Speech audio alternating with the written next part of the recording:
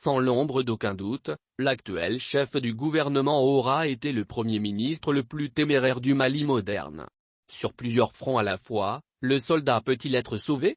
Même s'il paraît excellent orateur, prêt à la réplique et à de belles envolées lyriques, Dr Choguel Maïga semble être un bon premier ministre d'un régime normal. Il aurait du mal à savoir que le pays est dans une situation d'exception, porté du bout des bras par l'assistance étrangère. Le chef du gouvernement n'hésite pas à tacler le pays partenaire stratégique décisif qu'est la France, l'ancienne puissance colonisatrice, dont on peut dire toutes insuffisances, mais dans un cadre diplomatique approprié.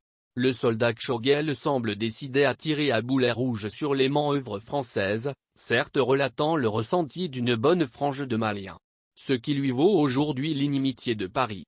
Or, la France apparaît dans un rôle d'allié de premier plan de la CEDEAO, qui vient de prononcer son diktat à Bamako, le respect du délai de la fin de la transition, soit février 2022. Un message que le chef du gouvernement ne veut pas entendre, même si l'on rapporte que le chef de l'État, plus discret, veut convaincre les dirigeants de l'organisation ouest-africaine. Le colonel Assimi Goïta cherche, par des canaux diplomatiques appropriés, à négocier un réaménagement du délai de la transition pour tenir de la spécificité de la crise sécuritaire et sociopolitique malienne. C'est en ce moment que le locataire de la primature réaffirme sa volonté à foncer, tête baissée, pour tenir ses assises nationales de la refondation, censées définir le chronogramme à suivre pour aller aux élections, au-delà de février 2022. Cette démarche, qui se concrétise avec la nomination de la commission d'organisation de ces assises, est analysée à Abuja, siège de la CEDEAO, comme un pied de nez, une manière de défier la CEDEAO. Ce qui a poussé les présidents burkinabés et nigériens à annoncer ce début de semaine qu'aucune raison ne saurait faire repousser les élections au Mali.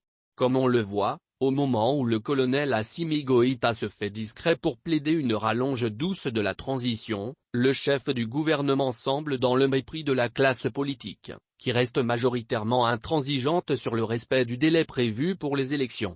Ce qui peut conduire le chef de la transition à vouloir sauver son pouvoir militaire à travers certaines concessions ou conditionnalités. Lesquelles? Même s'il maintient aujourd'hui sa confiance à son Premier ministre, pourra-t-il ignorer d'éventuelles sirènes d'évincer le soldat Choguel? Rien n'est évident, surtout que pour des raisons d'État ou des raisons de stratégie militaire, tous les sacrifices sont possibles. Il faut désormais sauver le soldat Choguel.